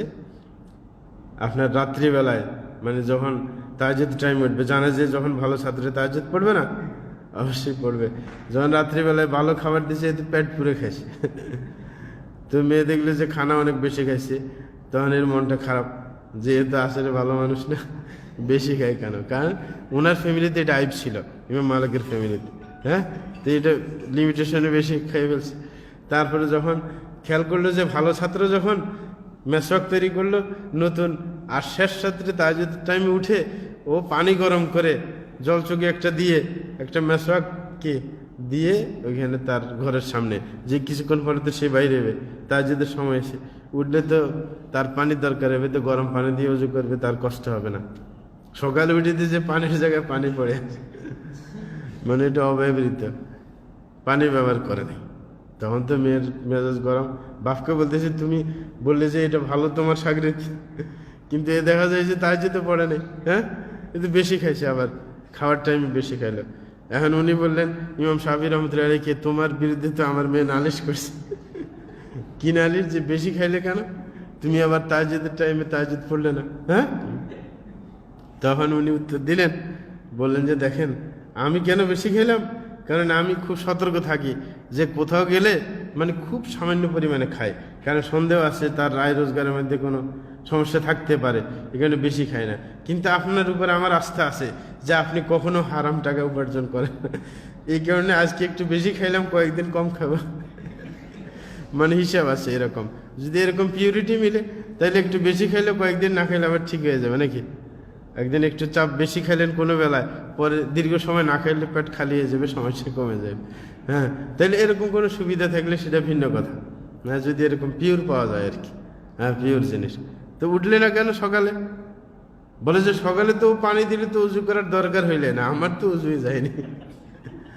বলে যে আমি তো রাত্রে সেই আসার পর থেকে একটা হাদিস নিয়ে গবেষণা করতেছিলাম, হ্যাঁ, যে ইয়া উমাইর মা ফাআলা নুগাইর, রাসূল আকরাম সাল্লাল্লাহু আলাইহি ওয়াসাল্লাম হযরত উমাইর আনাসের ভাই, সে নুগাইর একটা পাখি, মরুভূমির পাখি, ওটার পায়ের মধ্যে রশি লাগায় ওটা নিয়ে খেলতো।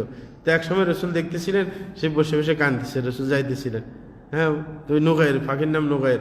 তখন বলছে এ উমাইর, তোমার নুগাইর পাখির কি হলো? মানে ওকে টানতে টানতে পরে ও তো মরে গেছে, হ্যাঁ, ও বসে বসে কাঁদতেছে। তো ওকে এই কথা বললেন, কথাটা স্বাভাবিক না, কিন্তু উনি এটা নিয়ে গবেষণা করতেছিলেন, বললেন যে রাত্রে আমি 80টা মশলা বাইর করছি এই হাদিস থেকে। তাইলে দীর্ঘ, আমি তো কাজেই ব্যস্ত, তা আমার তো উজু করার কোনো দরকার নেই, তো উজু করতে যাবো কেন? তো সুতরাং যেটা বলছিলাম যে সুযোগ বুঝে কিছু কাজ আছে, নাকি না? হ্যাঁ, তাইলে খাওয়ার মধ্যে আমাদের কি দরকার? ভারসাম্য দরকার, যেন প্রচুর খাবার আমরা কি না খাই, অথবা প্রচুর পানীয় কি গ্রহণ না করি, এটার মধ্যে হিসাব কিতাব যেন থাকে। এরকমভাবে কিছু মানুষ আছে আপনার কথার মধ্যে আবার ভারসাম্যতা নাই, যখন কথা বলতে শুরু করে বলতেই থাকে, অনেক কিছু এমন বিরক্তিকর যে তার সাথে চলাই যায় না, পুরো পথ গরম করে রাখে, মানে কতক্ষণ পর কথা, মানে মাথাটাই খারাপ করে দেয়। এরকম কিছু মানুষ আছে না? এরকম কিছু মানুষ আছে সমস্যা কর। তাইলে এদের ব্যাপারটাও ঝামেলা কর। হ্যাঁ, আর এদের ব্যাপারে রসুল আকরাম সাল্লাল্লাহু আলাইহি ওয়াসাল্লাম কিন্তু খারাপ সংবাদ দিয়েছেন, যে রসুল আকরাম সাল্লাল্লাহু আলাইহি ওয়াসাল্লাম 3 জাতীয় মানুষের কথা বলেছেন। এক নম্বর হচ্ছে সারসারুন, যারা বেশি কথা বলে, তারাও নিন্দনীয় অপরাধ করে। হ্যাঁ, যে কথা বেশি বলে, অনেক আছে বেশি কথা, আরব দেশে বলে যে গিরগির করে, বেশি কথা বলে, মানুষকে বিরক্ত। আপনি প্রয়োজন ছাড়া আপনি কখনো কথা বলবেন না, যেটা এই কারণে রসুল আকরাম সাল্লাল্লাহু আলাইহি ওয়াসাল্লাম বলছেন ঝামেলা মুক্ত থাকার জন্য মানসামাতা না যা, যে চুপ করে থাকে সে নিষ্কৃতি পায়। কারণ চুপ করে থাকলে তার ভুল কম হয়, তারপরে ঝামেলায় পড়তে হয় না। কি যে বেফাট, যেমন বর্তমান যুগে আমাদের অনেক অনেক বক্তা ঝামেলায় পড়ে গেছে, মানে হিসাব করে কথা না বলার কারণে। কি যখন কথা বলতে শুরু করে, মানে মনে করে যে ফিল্ড আমারই, যে ধরা পড়ার পরে বলে যে তখন তো জোশ এসে গেছে, তখন খেয়ালই ছিল না নাকি, তো জোশ আসছে বলে এখন জেলে থাকতে হয় নাকি, মানে ওটা চিকিৎসা দিতে হয়। তাইলে এই যে আপনার লিমিটেশন নেই, আপনার কথা বলতে হইলে কতটুকু কথা বলা আপনার প্রয়োজন কতটুকু কথা বলবেন। আপনি কেন কথার মানে সীমা ডিঙ্গিয়ে গিয়ে বেশি কথা বলতে যাবেন? হ্যাঁ, সীমা ক্রস করবেন, তখনই তো ঝামেলা আসবে নাকি না? তাইলে কথা বলতে গেলে যত কম কথা বলা যায় তত ভালো, কিন্তু প্রয়োজনের টাইমে অবশ্যই বলতে হবে। প্রয়োজনের টাইমে না বলাও কিন্তু দোষ। কথা বলা যেরকম বেশি কথা বলা দোষ, এরকম প্রয়োজনের টাইমে না বলা সেটাও দোষ। কারণ তখন বলা হচ্ছে যে এটাকে শয়তানুন আখরাস। রসুল বলেছেন যে প্রয়োজনের টাইমে আপনার অসত্য কাজ দেখে তারপর সে সত্যটা প্রকাশ করে না, তাইলে সে হচ্ছে বোবা শয়তান। কে? তাইলে সেটাও দোষ। তাইলে কথার মধ্যে লিমিটেশন থাকতে হবে, বেশি বেশি কি বলা যাবে না, একবারে বেশি অপ্রয়োজনীয় কথা বলা যাবে না। তাহলে এটার একটা লিমিটেশন কি দরকার। যদি কল্যাণকর কাজ হয় তাইলে বেশি কথা বলবেন। যদি মনে হয় কথা বলার আগে চিন্তা, যেটাকে বলা হয়, আপনি কথা বলার আগে চিন্তা করে নিতে হবে যে এইখানে কতটুকু বলতে হয়, বলবো কিনা প্রথমে। যদি বলার আগে কল্যাণকর কাজ হইতে হবে, যে আমার কথায় লাভ আছে। আবার যে বলবো ঠিকই, কিন্তু কতটুকু বলবো, কোন কথা বললে কাজটা হয়ে যায় সেইভাবে বলার চেষ্টা করবো, নাকি কোন ধরনের বললে রিয়াকশন আসবে না সেইভাবে বলবো। আমি মাঝে মাঝে একটা ঘটনা বলে থাকি, যেমন আমাদের দেশে সেটা অনেকে আমাদের সৈয়াকিদের ভাইরা খেয়াল করে না। রসুল আকরাম সাল্লাল্লাহু আলাইহি ওয়াসাল্লামের 2 জন নাতি ছিল, সবাই জানেন, হাসান হোসাইন নাকি। এরা আপনার একবার দেখলেন যে গ্রাম্য একজন লোক, বেদুইন লোক, সে আসছে, হ্যাঁ, আসে উজু করতেছে, উজু ঠিক মতো পারে না। হ্যাঁ, তখন 2 ভাই যুক্তি করলো কি, যে ওকে তো ঠিক করা দরকার, কারণ বুড়ো মানুষ উজু করতে জানে না, এখন ঠিক করবো কিভাবে। মানে ওকে যদি আমরা যাই বলি যে বুড়ো মানুষ তোমার উজু করা হয় না, তাহলে তো রাগ করবে যে ছোট বাচ্চা আবার আমার ভুল ধরে, নাকি না। তখন 2 ভাই যুক্তি করলো যে ওর কাছে যে বলবো কি, যে চাচা মিয়া আপনি একটা কাজ করেন, আমরা তো ছোট মানুষ উজু করতে পারি না পারি, আমরা 2 জনে উজু করে দেখাইবো আর আপনি এটা ফয়সালা করবেন। কি যে আমরা 2 জনে উজু করবো আর আপনি বলবেন যে কাঠটা ঠিক। হ্যাঁ, তখন ঠিক আছে, বুড়ো মেয়ে বললো ঠিক আছে তোমরা উজু করো 2 জনে। তখন 2 জনে উজু করলেন, আর এই উজু তো রসুল থেকে শিখলেন। উজু করার পর বুড়াকে জিজ্ঞাসা করতেছে, বলে যে আচ্ছা আপনি বলেন তো কার উজুটা ঠিক আছে। বলে যে তোমাদের উজু ঠিক আছে, আমারটা হয়নি। মানে কাজ তো হয়ে গেছে না। মানে ওরা চিন্তা করলে কি পলিসি নিলে কতটুকু কথা বললে কাজ হয়ে যাবে, বেশি বলতে যায় না। কিন্তু আমরা বেশি বলতে চাই, এই বুড়ো মেয়ে তুমি এতদিন উজুই শিখলে না, কি পুরো জীবন চলে গেল, বুড়ো হয়ে গেলে এখনো হুঁশ হয় না তোমার। হ্যাঁ, তাইলে তো ঝামেলা লাগে গেল, তখন তো মারামারি শুরু হয়ে যাবে, নাকি না। তাইলে কথা যখন বলতে যাব, প্রথম খেয়াল করবে যে বলবো নাকি বলবো না, এখানে না বললে চলে কিনা। কারণ যদি আপনার কথা বলার দ্বারা ফাসাদ লেগে যায় তাইলে আপনি বলবেন না। যদিও সত্য কথা বলার দরকার, যদি দেখেন যে না এখানে এটা বলতে গেলে এখনই ঝামেলা লেগে যাবে, তাইলে আপনি চুপ করে থাকবেন। সবখানে বলতে আল্লাহ বাধ্য করেন না। অনেক সময় দেখা যায় আপনার সামনে খারাপ হইতে দেখবেন একজন প্রভাবশালী মানুষ, আপনি সেখানে ব্রেক দিতে যান, তখন তো আপনি সমস্যায় পড়বেন না। আপনি চুপ করে চলে যান, শরীয়তের কথা যেটা প্রতিরোধ করতে পারবেন আপনি পাশ কেটে যান, আপনি এখান থেকে উঠে চলে যান। দেখলেন যে আপনার সামনেই মানে খারাপ কিছু বলবে সে, তখন আপনি চুপ করে থাকলে সমর্থনের মতো হয়ে যাবে, তাইলে আপনি উঠে বিদে নিয়ে যান একটা কজ দেখিয়ে। আপনাকে সেখানে বসতে বলছে কে, নাকি না। তাইলে আপনার অজায়গায় কথা বলতে শরীয়ত বাধ্য করে না। যদি দেখেন যে না আমার কথার দ্বারা কি ঝামেলা সৃষ্টি হয়ে যাবে, তাইলে আপনি না করেন। অনেক জায়গায় আছে আমরা একজন রফে দেনের ফজিলত জানি, আমিন জোরে বলার ফজিলত জানি, এমন জায়গায় যে পড়ছি যে জায়গায় কি আপনার এটা করতে গেলে সমস্যা লাগে যাবে নাকি না। কোনো জায়গায় এরকম পথিমধ্যে যদি এমন হয় শেষে তো আপনার সফরও বাতিল হবে যদি মারামারি লাগে নাকি, গাড়িও ছেড়ে দিবে নাকি না। মানুষ আবার ব্যতিক্রম হয়ে যায় আল্লাহর ইচ্ছা হইলে। আমি কিছুদিন আগে ঢাকা আসতেছিলাম, হঠাৎ করে এক হোটেলে নামাই দিল গাড়িওয়ালা এসার টাইম। তখন দেখলাম যে মানে একবারে ক্যাশের সামনেই পাশেই মাইক লাগানো আছে, ওই যে যাত্রীদেরকে ডাকার জন্য, গাড়ি ছাড়তেছে এসে বলার জন্য। ওখানে একজন আজান দেয়, শুরু করলে আসসালাতু ওয়াসসালামু আলাইকা ইয়া রাসূলুল্লাহ। তা আমি দেখলাম যে এখানে তো বেগতিক এরা মালিক। হ্যাঁ, এখন আমি যে দেখলাম যে একটা হুজুর নামাজের জায়গার কাছে একজন হুজুর দাঁড়িয়ে আছে, জুব্বা টুব্বা গায়ে মনে হইলো, তো ওর কাছে যাই হাসি দিয়ে সালাম দিয়ে বললাম যে ঝামেলা দেখে। বলার পরে আমি তো জানি না সে যে আসলে ইমাম এখানে, তার মানে হঠাৎ করে আমার মুখ দিয়ে বাইরে আসছে যে কি ঝামেলায় পড়লাম এখানে আসে, এই হোটেলে আসে, যে মানে শুরু থেকেই বেদাত দেখলাম। তারপরে এখন সেও এক বেকায়দায় পড়ে গেল যে কি বললাম, সে চুপ করে আসে, কিছুই বলে নাই আমাকে। যখন সালাদের টাইম হলো, আসার সালাদের টাইম, উনি চট করে বললেন যে মাওলানা আসা হলে যান নামাজ পড়া। পরে আমি নামাজ পড়াই দিলাম, পড়ে দিয়ে বাসে গেলাম নাকি। ওই বেদাতি ইমামের পিছনে আর পড়তে হয় নাই, আল্লাহই রক্ষা করছেন নাকি। তো এরকম আল্লাহ চাইলে যে নিয়ত ভালো হয় অনেক সময় কি এমনিতেই রক্ষা মিলবে, কিন্তু ঝামেলা করতে যাওয়া কোনো ঠিক না। হ্যাঁ, যে ওইখানে যাওয়ার পর বেদাতি কাজ করছে, যদি সরাসরি কি তার সাথে দ্বন্দ্ব লাগে যায় তাহলে তো দ্বন্দ্ব বেড়ে যাবে। কিন্তু আল্লাহর ইচ্ছা হয়েছে, আল্লাহ রক্ষা করছেন। তাইলে আমাদের ভারসাম্য অবশ্যই থাকতে হবে, প্রত্যেকটা কাজে আমাদেরকে ভারসাম্য রক্ষা করতে হবে। এরকম অনেক প্রত্যেকটা কাজে একটা একটা করে ধরেন, ইবাদতের মধ্যে আমরা ভারসাম্যতার কথা বলেছি, কি দান সৎকারের মধ্যে ভারসাম্যতা, খাবারের মধ্যে, কথার মধ্যে, এরকম প্রত্যেকটা ক্ষেত্রে আমাদের ভারসাম্যতা রক্ষা করা দরকার। আচ্ছা, ভারসাম্যপূর্ণ যদি আপনার চলন কারণ হয় তার লাভটা কি? আর কত মিনিট আছে আমাদের?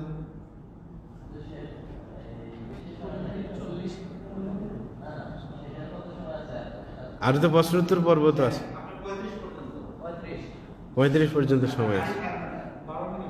আচ্ছা, 35 পর্যন্ত, আল্লাহ রক্ষা করুক। তো আমরা যেটা বলছিলাম যে একজন যদি ভারসাম্যপূর্ণ চালচলন যদি সে আপনার রক্ষা করে তার লাভটা কি? প্রথম নম্বর হচ্ছে, যদি কেউ ভারসাম্যপূর্ণ জীবন যাপন করে তাহলে সে আল্লাহর যেরকম ভালোবাসা পাবে, পাশাপাশি মানুষের ভালোবাসাও সে অর্জন করতে পারবে। কেন? কারণ হচ্ছে সে ভারসাম্যপূর্ণ জীবনের কারণে আল্লাহর অধিকারও সে রক্ষা করেছে নাকি। আল্লাহর অধিকারকে সে রক্ষা করে নেই এমন হয় নাই, কারণ আল্লাহর অধিকারের প্রতিও সে সচেতন ছিল। এই কারণে আল্লাহ অবশ্যই ভালোবাসবেন। মানুষে কেন ভালোবাসবে? কারণ মানুষের অধিকার রক্ষার প্রতিও তার কি ছিল? দৃষ্টি ছিল। এই কারণে প্রত্যেকের অধিকার যথাসময়ে সে পালন করছে বিদায় সবার ভালোবাসা পাইবে। আল্লাহর ভালোবাসার পাশাপাশি মানুষের ভালোবাসাও মিলবে, তাই লাভ তো হয়ে গেল নাকি না। আরেকটা কথা, ভারসাম্যপূর্ণ জীবন এটা কিন্তু আপনার নবুয়তের একটা অংশ বিশেষ। হ্যাঁ, ভারসাম্যপূর্ণ জীবন যাপন করা, হ্যাঁ, এটা নবুয়তের অংশ বিশেষ। এই কারণে প্রত্যেক নবী তাদের জীবন ছিল ভারসাম্যপূর্ণ নাকি। নিজের স্ত্রীদের অধিকারও আদায় করেছেন। রসুল আকরাম সাল্লাল্লাহু আলাইহি ওয়াসাল্লামের স্ত্রী অনেকজন ছিলেন না? মৃত্যুর সময় কয়জন স্ত্রী ছিল রসুল আকরাম সাল্লাল্লাহু আলাইহি ওয়াসাল্লামের? 9 জন স্ত্রী ছিলেন, কিন্তু প্রত্যেকের অধিকার আদায় করেন নাই। কিন্তু আমাদের দেশে তো 2টা হইলেই ঝামেলা শুরু হয়ে যায় নাকি।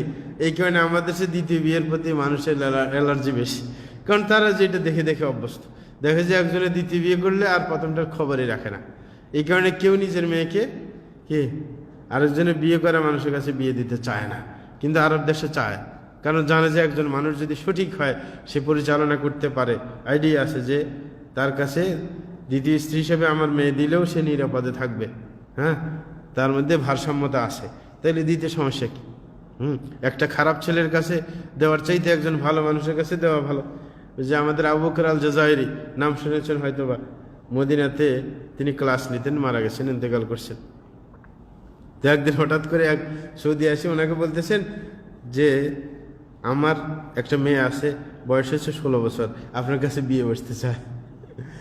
অথচ ওনাকে ওই যে চেয়ারে করে নিয়ে আসে, হুইল চেয়ারে করে ধাক্কা ধাক্কা মসজিদে নিয়ে আসে, ওনার নাতি নিয়ে আসে। উনি চলতে পারেন না, হাঁটতে পারে না, তখন বিয়ের প্রস্তাব। আরো মেয়ে তো আর অল্প বয়সে না, একবারে অল্প বয়স, যে আপনার কাছে বিয়ে বসতে, তো বলতেছে আমাকে তুমি দেখতেছো, আমি তো চলতেই পারি না, আবার আমার কাছে কেন বিয়ে বসবে? বলছে না, সমস্যা নেই, আপনি যা করতে পারেন সেটা তো আপনার সাধ্য অনুযায়ী করবেন, কিন্তু তার ইচ্ছে হইতেছে যে আপনার কাছে বিয়ে বসে কিভাবে একজন মুসলিম মহিলা তার জীবন পরিচালনা করবে সেটা তো শিখতে পারবে নাকি? আপনি একজন আমাদের দেশের গুরুত্বপূর্ণ আলেম, সুতরাং ফ্যামিলিগত জীবন কিভাবে পরিচালনা করতে হয় সেটা তো আপনার ঘরে যদি আসে সে ভালো করে জানবে। যখন আপনি মৃত্যুবরণ করবেন তাইলে অন্যের কাছে বিয়ে বসবে, এটা আরব দেশে কোনো সমস্যা নেই, বরং তাড়াতাড়ি বিয়ে হবে, যে অমুক শাইখের স্ত্রী নাকি। তাইলে পরে বললেন ঠিক আছে, অসুবিধা নেই, যদি এমন হয় তার ইচ্ছা হয় তাইলে সমস্যা কিসে, নাকি না? কারণ ওরা জানে যে ওর কাছে দিলে সে মজলুমা হবে না, বঞ্চিত হবে না, কিন্তু আমার দেশে তো এটা নাই। মানে জুলুমের শিকার হয়ে যায়, এই কারণে কেউ এটা দেখতে পারে না। দিদি বিয়ে করলে বরং কি মানে এটা বিরাট দোষের বিষয় হয়। কিছুদিন আগে দেখলেন না, এখন যে কোনো আলেম ধরা পড়লেই কি অনেক কিছু বাইরে পড়ে, সমস্যা। এখন কি করবে বেচারার, বেচারার আরেকটা বউয়ের দরকার, কিন্তু পরিবেশ পরিস্থিতি কি সায় দেয় না, এই কারণে লুকায় বিয়ে করছে। কিন্তু এটা তো শরীয়তে সাপোর্ট করে না। আচ্ছা, লুকাই আপনি করবেন, ফ্যামিলির থেকে না লুকাইবেন, সমাজ থেকে কেন লুকাইবেন? তাহলে তো এটা বেবিচারের পর্যায়ে চলে যায়। আপনি আরেক জেলায় গিয়ে সেইখানে শর্ত সাপেক্ষে ওই এলাকার মানুষ জানে, ওই ফ্যামিলি জানে, এরকম তো বিয়ে করতে হবে। এখন দেখা যায় যে মেয়ের বাপে জানে না যে বিয়ে, এটা তো এলেন, তাইলে ওলি কোথায় গেল? নাকি সমস্যার কথা না? তাইলে করতে গেলে তো হুঁশ থাকার দরকার ছিল। তো এগুলোর অঘটন একটার কারণে অঘটন আসে না, ঝামেলা ছিল বলে, মানে সুযোগ সঠিকভাবে সে নিজের চাহিদা পূরণ করার ক্ষেত্র পায় নাই, দেখি তো অঘটনে দিয়ে গেছে, তখন আর হুঁশে থাকে নাই, সে অবৈধ পন্থা অবলম্বন করে বসছে। মানে জায়েজ করতে গেছে নিজের আন্দাজ অনুযায়ী, মনে করছে বাস বিয়ে করছি, সাক্ষী টাক্ষী আছে, বড় সমস্যা কিসে। কিন্তু পরে ধরা পড়ার কারণে সবই গায়েব হয়ে গেল, নাকি না? এই যে সমস্যা, তাইলে আপনার সঠিকভাবে যদি ভারসাম্যতা থাকে তাহলে এই সমস্যাগুলো আসে না প্রত্যেকে। এই কারণে আরব দেশে আলেমরা বলে যে রুবউর রাজুলি খায়রুম মিন লা রাজুল, যে সঠিক পুরুষের মানে চতুর্থ বউ হওয়া অনেক ভালো কোনো মহিলা একবার স্বামী ছাড়া থাকার চাইতে। একজন যদি সত্যিকার পুরুষ হয়, যে নিজের ফ্যামিলি সত্যিকারভাবে পরিচালনা করে, নিজের স্ত্রীদের মধ্যে আপনার ইনসাফ প্রতিষ্ঠা করার তার কি আছে, দক্ষতা আছে, তাহলে তার চতুর্থ বউ হইলে 4 দিনের মধ্যে একদিনে যদি সে পায় অনেক ভালো, একবার তার স্বামী না থাকার চাইতে। এটা বলো না, অনেক মেয়ে আছে কি আপনার পড়ে আছে, বিবাহ শাদী হচ্ছে না, যোগ্য কি পাত্র পাচ্ছে না। তাহলে যারা বেশি যোগ্য, যাদের ব্যাপারে নিশ্চয়তা আছে যে না এ শরীয়ত মতো পরিচালনা করবে, তাহলে তাকে তো বিয়ে দেওয়ার দরকার ছিল নাকি? তাহলে সে তো আর ঝামেলা করতে চাইতো না, নাকি না? তুমি একজন যোগ্য আলেম, সে কেন উল্টা পথে যাবে? তাইলে এই উল্টা পথে যাওয়ার পিছনে সবার ভূমিকা আছে নাকি নাই? সবার ভূমিকা আছে। এই কারণে আমরা যদি সবাই সঠিক পথে চলতাম তাইলে এই ঝামেলাগুলো আসতাম। রাসূল আকরাম সাল্লাল্লাহু আলাইহি ওয়াসাল্লাম বলেন, যেটা বলছিলাম ভারসাম্যপূর্ণ জীবন, এটা হচ্ছে নবুয়তের একটা অংশ। রাসূল বলছেন ইন্নাল হাদিয়াস সালিহ ওয়াস সামতাস সালিহ, বলছে ওয়াল ইকতিসাদ জুজুম মিন 25 জুজুম মিন নবুওয়াহ, যে ভালো চরিত্র এবং এরকমভাবে ভারসাম্যপূর্ণ জীবন যাপন, এটা নবুয়তের 25 ভাগের 1 ভাগ। কয় ভাগের 1 ভাগ? 25 ভাগের 1 ভাগ নবুয়তের। তাহলে নবুয়তি একটা বিশেষ একটা দিক, সেটা হচ্ছে আপনার ভারসাম্যপূর্ণ জীবন ধারণ করা। সুতরাং আমরা প্রত্যেকে ভারসাম্যপূর্ণ জীবন যাপন করার চেষ্টা অবশ্যই করব। দ্বিতীয় নম্বর, যেটা আগে থেকে বলছিলাম, যে কেউ যদি কোনো দিকের গুরুত্ব বেশি দেয়, অন্য দিকটা আপনার অবহেলিত হয়ে থাকে, এটাই নিয়ম। এই কারণে হযরত মুআবিয়া রাদিয়াল্লাহু আনহু চমৎকার কথা বলেছেন। তিনি বলেছেন মা রাইতু ইসরাফান ফি আমরিন ইল্লা ওয়া ফি জানিবিহি হাক্কুন মুদায়্যিউ। তিনি বলেন, যদি আমি দেখি কোনো ব্যক্তি কোনো কাজ নিয়ে বাড়াবাড়ি করেছেন, বেশি করেছেন, তাহলে এই কথার জিজ্ঞাসা করতে হবে না যে সে অন্য কোনো অধিকারকে নষ্ট করেছে কিনা। কারণ একদিকে যদি সে বেশি করে তাহলে অবশ্যই অন্য দিক নষ্ট হয়ে যাবে, এটা নিশ্চিত সত্য। একজন যদি শুধু বেশি বেশি ইবাদতের ফিকির যে সময় সুযোগ পায় করে, তাইলে অন্য কোনো জায়গায় তার কি আছে, ডিবেট আছে, কারো অধিকার সে নষ্ট করেছে। তাইলে ভারসাম্যপূর্ণ থাকতে হবে। প্রত্যেকটা একদিকে যখন বেশি দেখবেন, অবশ্যই বুঝবেন অন্যখানে ফাঁকিবাজি করতেছে সে, নাকি না? এরকম একজনের ফ্যামিলির বেশি গুরুত্ব দেয়, দেখা যায় সে স্কুলে কলেজে পড়ায়, শিক্ষকতা করে, কিন্তু দেখা যায় যে স্কুল ফাঁকি দেয়, মাদ্রাসা ফাঁকি দেয়, আছে নাকি নাই? তার কাছে ফ্যামিলিটাই গুরুত্বপূর্ণ বেশি। তাইলে তার চাকরি ওটা টিকবে বা সে অধিকার আদায় করতে পারবে ছাত্রদের? না, কোশ্চিন কালাও না। এই কারণে তৃতীয় নম্বর গুরুত্বপূর্ণ হচ্ছে, কেউ যদি ভারসাম্যপূর্ণ জীবন যাপন করে তাইলে সে প্রত্যেকের অধিকার যথাযথভাবে দিতে সক্ষম হবে। হ্যাঁ, সময় কমে আসছে, আরেকটা বলে শেষ করব। সেটা হচ্ছে চতুর্থ নম্বর যে ফায়দা ভারসাম্যপূর্ণ জীবনের, সেটা হচ্ছে পরকালে হিসাব দেওয়া সহজ হবে। একজন মানুষ যদি পুরো জীবনটা সে হিসাব কিতাব করে চলে, তার জীবনটা ভারসাম্যপূর্ণ হয়, তাইলে তার হিসাব সহজ হবে। রাসূল আকরাম সাল্লাল্লাহু আলাইহি ওয়াসাল্লাম বলছেন, ওয়া আম্মাল্লাযীনা ইকতাসাদু ফাউলাইকা ইউহাসাবুনা হিসাবান ইয়াসীরা, যে কোনো ব্যক্তি যদি নিজের জীবনকে ভারসাম্য রক্ষা করে সে জীবন পরিচালনা করে, তাহলে তাদের হিসাব সহজ হবে। আর এটা যুক্তিসঙ্গত এই কথা। আপনি যদি প্রত্যেকের অধিকার সঠিকভাবে রক্ষা করেন, তাহলে আপনি কি ধরা পড়বেন? আপনি ধরা পড়বেন না, আপনি হিসাব দিতে পারবেন, হিসাবটা সহজ হবে, এটাই স্বাভাবিক। সুতরাং আমাদের আজকে থেকে আমরা যেন পণ করি প্রত্যেকেই, যে আমার জীবনটা যেন ভারসাম্যপূর্ণ হয়। হঠাৎ বুজুর্গদের কিচ্ছা কাহিনী শুনে সুবহানাল্লাহ বলে আমিও যেন উল্টা লাইনে না চলে, নাকি? হ্যাঁ, এরকম যে শুধু ইবাদত নিয়ে ব্যস্ত থাকবো, বা অনেকে আছে শুধু ফ্যামিলি নিয়ে ব্যস্ত আছে। হ্যাঁ, মানে একজন একটা, অনেকে ব্যবসা নিয়ে ব্যস্ত আছে, অনেকের কাছে অনেকে মেয়ে বিয়ে দিতেও গিয়ে চিন্তা করে, নাকি? অনেকে আছে ফ্যামিলিকে সময় কম দেয়, তখন দেখা যায় যে ওর কাছে মেয়ে বিয়ে দিতেও চিন্তা করে। হ্যাঁ, যেমন অনেকে বিদেশে যারা থাকে তাদের কাছে মেয়ে বিয়ে দিতে অনেকে চিন্তা করে, কারণ দেখা যায় যে সে টাকার দিকে খেয়াল বেশি, সঠিক টাইমে আসবে না এলাকার মধ্যে, তাইলে অধিকার কীভাবে রক্ষা পাবে, নাকি না? তাইলে সমস্যা তো নিজেরাই আমরা ঘটাই, নাকি না? হ্যাঁ, এই কারণে আমাদের ভারসাম্যপূর্ণ জীবনযাপন যদি আমরা করি, তাইলে অধিকার ঠিক মতো আমরা সবাই আদায় করতে পারবো, মানুষের ভালোবাসা পাবো, আল্লাহর ভালোবাসা পাবো, তখন আমাদের হিসাবও সহজ হবে, ইনশাআল্লাহ পরকালে ধরা থেকেও বেঁচে যাব। তাইলে আমরা আজ থেকে চেষ্টা করবো ইনশাআল্লাহ ভারসাম্য জীবনযাপন করার জন্য, যেটা সাহাবায়ে কেরামের জীবনযাপন ছিল, আম্বিয়া কেরামের জীবনযাপন ছিল, সেটি আমরা ধারণ করবো ইনশাআল্লাহ। এই বলে শেষ করলাম। সাল্লাল্লাহু আলা নবিয়িনা মুহাম্মদ ওয়া আলা আলিহি ওয়া সাহবিহি আজমাইন।